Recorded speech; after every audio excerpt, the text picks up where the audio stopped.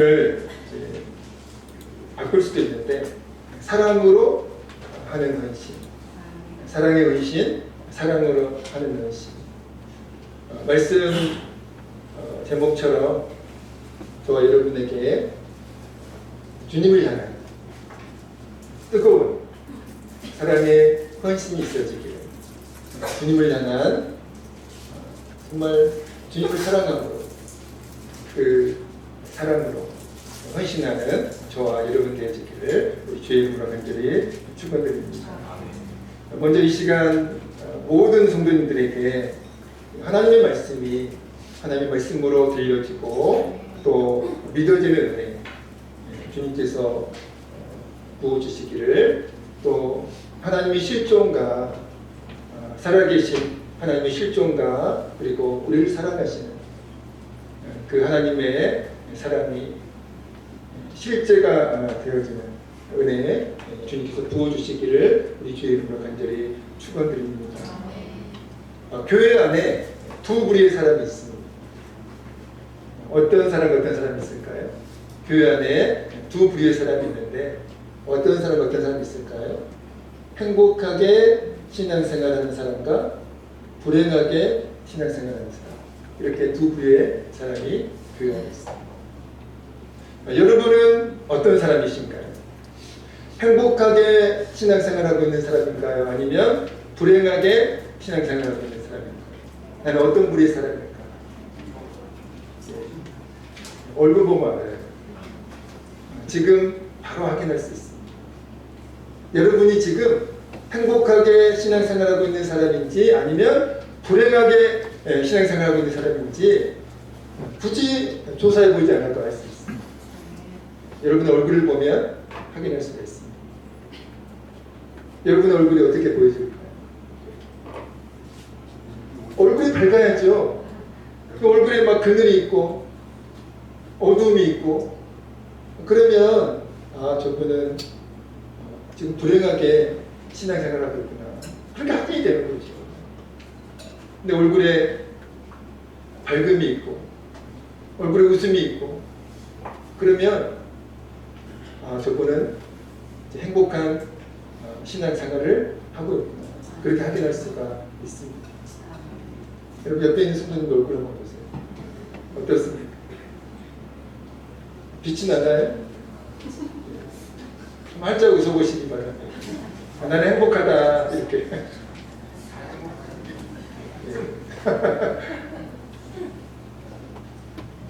자, 그렇다면 행복한 신앙생활을 좌우하는 것이 무엇일까요? 무엇이 행복한 신앙생활을 좌우할까요? 바로 주님을 향한 믿음과 사랑입니다. 주님을 향한 믿음과 사랑이 행복한 신앙생활을 좌우해요. 어렵게 생각할 필요 없습니다. 복잡하게 생각할 필요 없어요. 주님을 향한 믿음과 사랑이 있는 사람은 100%입니다. 100% 행복한 신앙생활을 할 수 있어요. 그러나 아무리 교회를 오래 다녀도 심지어 직분자여도 주님을 향한 믿음과 사랑이 없으면 절대로 행복한 신앙생활을 할 수가 없습니다. 여러분, 사람이 언제 가장 행복할까요? 여러분, 언제 가장 행복하세요? 로또에 당첨됐을 때? 아니에요. 당첨될 일도 없지만 로또에 당첨된다고 행복하지가 않습니다. 사람이 언제 가장 행복할까요? 좋은 집에 살게 될 때요? 아니요. 아버지 만날 때. 어떤 아버지? 하나님 아버지. 할렐루야. 할렐루야. 김수익 사님 꼭 주님 만나셔서 행복하시기를 주의 이름으로 축원합니다. 여러분, 인간이 언제 가장 행복할까요? 사랑할 때. 사랑할 때. 누군가를 사랑할 때. 진심으로 사랑할 때. 그리고 적당히 사랑하면 안 되고요. 전심으로 사랑할 때. 온 마음 다해 전심으로 사랑할 때 진짜 그 인생은 행복합니다. 돈이 없어도 행복해요. 사회적인 지위가 없어도 행복합니다. 그런 것들은 행복의 방해물이 아니에요. 우리가 누군가를 진심으로 또 진심으로 사랑할 때 진정으로 행복할 수 있습니다. 신앙생활도 마찬가지예요. 우리가 주님이 살아계시잖아요. 자, 그래서 주님을 확실히 믿으면, 살아계신 하나님을 확실히 믿으면, 그리고 예수 그리스도를 나의 구주이시고 나의 주님이신 예수 그리스도를 확실히 믿으면, 그리고 하나님을, 예수 그리스도를 적당히 사랑하는 것이 아니라 뜨겁게 온 마음 다해 진심으로 사랑하면 행복해요. 행복합니다. 그래서 핍박을 받아도 행복해요. 교회 가지 말라고, 신앙생활 하지 말라고 두들겨 패도 행복합니다. 여러분, 얼굴에 두들겨 맞으면서도 얼굴에 기쁨이 있어요. 얼굴에 행복이 있습니다. 정말 살아계신 하나님을 확실히 믿는 여러분 되시기를, 그리고 하나님을, 예수 그리스도를 적당히 사랑하는 것이 아니라 애매하게 사랑하는 것이 아니라 하는 것도 아니고 또 안 사랑하는 것도 아닌 그런 애매모호한 사랑이 아니라 정말 뜨겁게 진심으로 하나님을, 예수 그리스도를 사랑하는 여러분 되셔서 여러분의 신앙생활이 불행한 신앙생활이 아니라 행복한 신앙생활이 되어지기를 주의 이름으로 간절히 축원드립니다. 지난주일 말씀 제목 뭐였을까요? 하나님의 사랑을 의심하지 말라. 할렐루야. 하나님의 사랑을 의심하지 말라. 이 제목으로 지난주일에 말씀 은혜를 잠깐 나누었었는데요. 말씀의 주인공이 누구였을까요? 말씀의 주인공, 이스라엘의 수도는 예루살렘이죠. 지금은 아니에요. 예수님 당시에 그 예루살렘 근교에 베단이라고 하는 마을이 있었는데, 그 베다니 마을에 나사로 그리고 마르다 마리아 세 남매가 살고 있었습니다. 그 세 남매가 지난주 말씀 제목의 주인공이었습니다. 여러분, 예수님께서는 이 세 남매를 특별히 사랑하셨습니다. 왜 예수님께서는 이 세 남매를 특별히 사랑하셨을까요? 그 세 남매에게는 예수님을 향한 특별한 믿음과 특별한 사랑이 있었거든요. 그래서 예수님께서 그 세 남매를 특별히 사랑하셨습니다. 바라기는 저와 여러분도, 정말 저와 여러분도 주님께서 특별히 사랑하시는, 특별히 생각하시는 복된 주인공들 다 되어지기를 주의 이름으로 간절히 축원드립니다. 오늘 본문 말씀은 예수님을 진심으로 또 진심으로 사랑했던 세 남매의 막내인 마리아의 예수님을 향한 그 특별한 사랑에 관한 스토리가 오늘 본문 말씀입니다. 우리 예수님께서 십자가의 죽음을 위해 예루살렘에 입성을 하시는데요. 그런데 예수님께서 예루살렘에 입성하시기 전에 들르셨던 곳이 있어요. 어디를 들르셨을까요? 베다니 마을을 들르셨는데요. 왜 들르셨을까요? 바로 그 예수님께서 특별히 사랑하셨던 그 세 남매를 만나시려고 베다니 마을에, 그리고 그 세 남매의 집을 들르신 것입니다. 이 세 남매는 예수님의 사랑하는 예수님의 그 방문을 너무 기뻐하면서 늘 그랬듯이, 항상 그랬듯이 사랑하는 예수님을 위해서 잔치를 준비합니다. 사랑으로 정성껏 예수님을 위해서 잔치를 준비해요. 2절에 보니까 이렇게 말씀이 되어 있습니다. 거기서 예수를 위하여 잔치하였어요.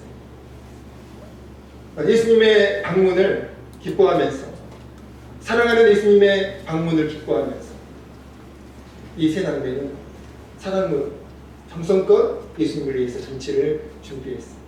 여러분, 이 세 남매가 예수님을 위해서 정성껏 준비한 이 잔치는 뭘 의미할까요? 바로 예수님을 향한 세 남매의 사랑의 헌신을 의미합니다. 예수님을 향한 세 남매의 사랑의 헌신. 세 남매가 준비한 잔치에 참석하신 예수님이 세 남매가 사랑으로 정성껏 준비한 음식을 맛있게 드시고 계셨죠. 그때 막내인 마리아가 사랑하는 예수님을 위해 또 별도로 준비한 특별한 이벤트가 있었습니다. 그 이벤트가 무엇이었을까요? 3절입니다. 3절 같이 읽어보겠습니다. 시작. 마리아는 지극히 비싼 잔을 입고 또 순전한 나드 한 근을 가져다가 예수의 발에 붓고 자기 머리털로 그의 발을 닦으니 향유 냄새가 집에 가득하다. 마리아가 사랑하는 예수님을 위해 특별히 준비한 이벤트였습니다. 잔치도 마리아는 정성껏 준비했지만 예수님을 위해서, 사랑하는 예수님을 위해서 마리아는 또 다른 이벤트를 준비했어요. 그 이벤트가 무엇입니까? 300데나리온의 가치가 있는 향유를 예수님의 발에 붓고 자신의 머리카락으로 예수님의 발을 닦아드렸어요. 여러분, 300데나리온, 이 300데나리온의 가치는 당시 노동자 1년 연봉에 해당하는 엄청난 금액의 가치였습니다. 보수적으로 계산해도 최소 3천만 원. 3천만 원 금액의 가치가 있었던 그 향유를 예수님의 발에 부어드렸고, 그리고 자신의 머리카락을 예수님의 발을 정성껏 닦아드렸습니다. 어쩌면 그 향유는 300데나리온의 가치가 있었던 그 향유는 마리아에게 있어서 전 재산이었을 수도 있습니다. 그러니까 마리아는 자신의 전 재산을 예수님께 헌신한 것. 여러분, 마리아의 그 행동의 의미가 무엇일까요? 바로 예수님을 향한 마리아의 특별한 사랑의 헌신입니다. 사랑하는 예수님을 향한 마리아의 특별한 사랑의 헌신. 이게 이 의미가 마리아의 그 행동에 담겨있는 의미입니다. 그런 말이 있죠. 진정한 사랑은 입으로 말하지 않고 행동으로 말한다. 여러분, 진정한 사랑은 입으로 말하지 않습니다. 진정한 사랑은 행동으로 말해요. 굳이 내가 너 사랑해, 너 없으면 못 살아, 이렇게 굳이 진정한 사랑은 말하지 않아요. 진정한 사랑은 행동으로 보여줍니다. 행동으로 말하고요, 행동으로 증명합니다. 근데 또 애매한 사랑은 입으로 때우죠. 립싱크. 그러나 진정한 사랑은 굳이 해명하지 않아요. 굳이 말로 때우지 않습니다. 행동으로 증명합니다. 영원한 사랑이라는 찬양이 있는데요. 이따 이제 부를 텐데요. 그 가사가 이래요. 눈으로 사랑을 그리지 말아요. 입술로 사랑을 말하지. 입술로 사랑을 때우지 말라. 말로 사랑을 때우지 말라. 여러분, 예수님 당시 종교 지도자들 예수님께서 무섭게 책망하셨습니다. 왜 책망하셨습니까? 그들의 신앙이 위선적이었기 때문에 그랬습니다. 말로는 하나님을 사랑한다고, 그 말로는 세상에서 가장 하나님을 잘 사랑하는 사람들이 예수님 당시 종교 지도자들이었습니다. 근데 그들은 진짜로 하나님을 사랑하지 않았습니다. 그들의 마음에는 하나님을 향한 사랑이 없었습니다. 그래서 그들의 믿음을, 그들의 사랑을 위선이다, 가식이다, 주님께서는 그렇게 평가하십니다. 무섭게 책망하십니다. 누군가를 진심으로 사랑하면 사랑하는 그 사람을 위해서 반드시 헌신하게 되어 있습니다. 말로만 때우지 않아요. 우리가 누군가를 진심으로 사랑하면 사랑하는 그 사람을 위해서 행동하게 되어 있습니다. 행동이 없는 사람, 헌신이 없는 사람, 진정한 사랑이 아니죠. 마리아는 그것을 지금 보여주고 있습니다. 예수님을 향한 진정한 사랑을 마리아가 지금 보여주고 있는 겁니다. 우리가 주님을 사랑하면 주님을 위해서 반드시 헌신하게 되어 있습니다. 여러분, 주님이 우리를 사랑하신다고 말씀하시잖아요. 말로만 사랑하신다고 말씀하시나요? 아니에요. 행동으로 증명하셨잖아요. 하늘 영광 버리고 이 땅에 인간의 몸을 입고 오셨고, 그리고 십자가에 달려 죽으셨습니다. 왜 죽으셨나요? 그분은 죄가 없으십니다. 그분의 죄값으로 죽으신 것이 아니라 우리의 죄값으로 예수님 십자가에서 죽으셨죠.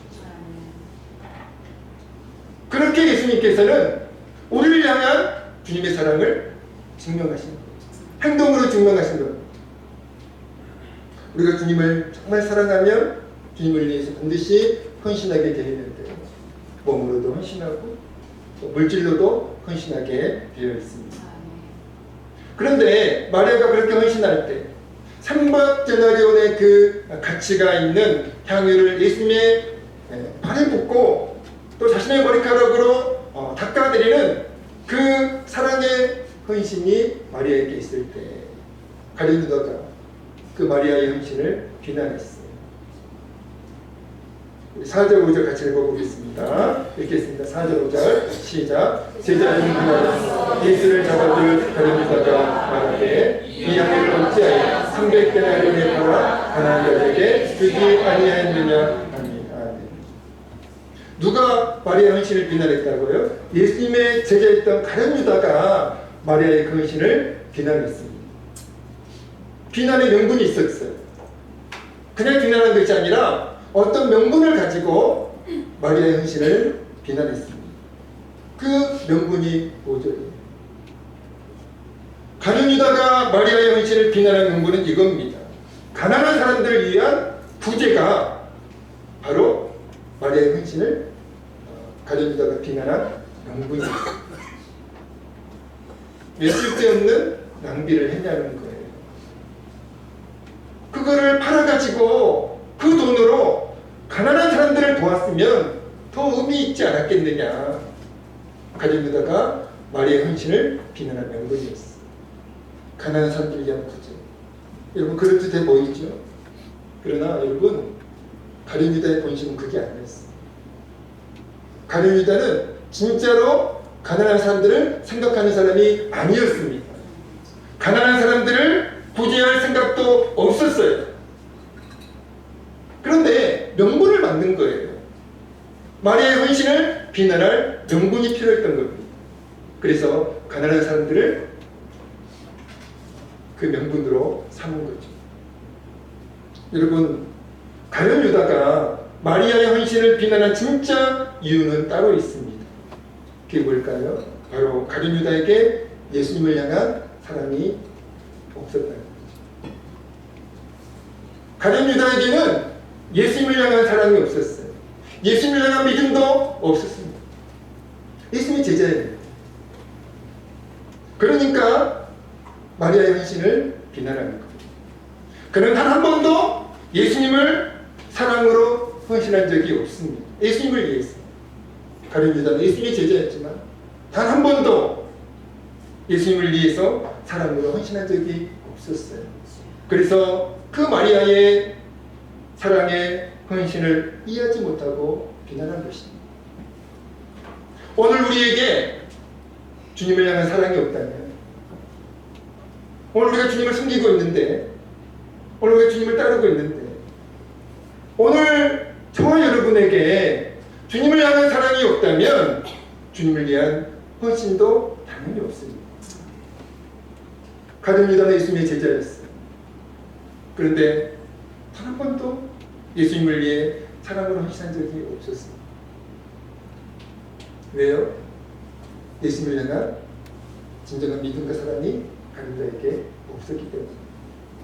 오늘 저와 여러분에게 주님을 향한 사랑이 있을 때에, 주님을 향한 믿음이 있을 때에 헌신하게 될 줄로 믿습니다. 아멘. 가룟 유다가 마리아의 헌신을 비난하자 예수님은 오히려 마리아의 그 헌신을 칭찬하셨습니다. 그리고 축복하셨습니다. 우리 7절 말씀 읽어보겠습니다. 읽겠습니다. 시작. 예수께서 이르시되 그를 가만두고 나의 장래할 날을 위하여 그것을 간직하게 하라. 아멘.